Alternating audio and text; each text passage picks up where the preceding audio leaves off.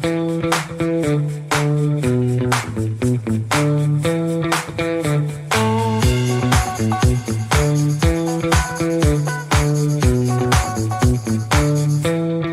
Римов Мамамбей 5 жылдан бері шаштарезік менен шұғыланып келемін.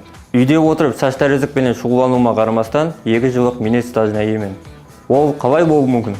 Сіз үйде тігушілік, шаштарезлік яғы солған ұқсас 100-ге жақын іскерлік түріменен шұғыланасыз ба? Ондай болса, өзі бәнд қылған шағыс сыпатында тізімнен өтің.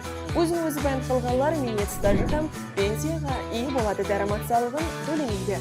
Тізімнен өтуді салық мобиль қосымшасы яғы Майнухат салық нұқаты сайт арқылы тез һәм аңсат әмелге асыруыңыз мүмкін. Салық мобиль қосымшасы арқылы өзі бәнд еткен шағыс сыпатында тізімнен өту тәртібі төмендегіше. Бұның үшін қосымшадан әйне ұсатамадағы бөлімді таңылаң.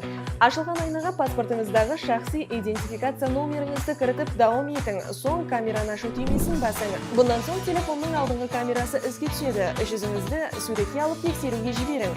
Тексеру нәтижелі жұмақланғаннан соң дауам ету түймесін басып, қосымшаға біріктірілген телефон номеріңізге келген 5 қаналы тасдиқлаушы кодты тиісілі қатарларға кірітің.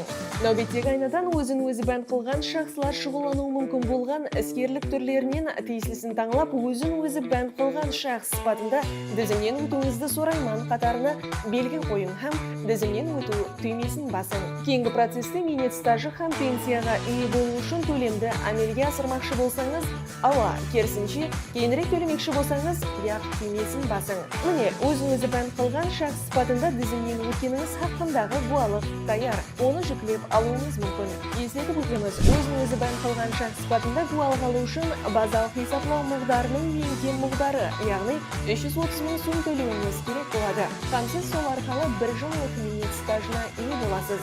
Сондай-ақ бұны бөліп төлеу имканияты да жаратылған. Уақытыңызды босқа жібермей тезде қосымшаны жүктеп алың.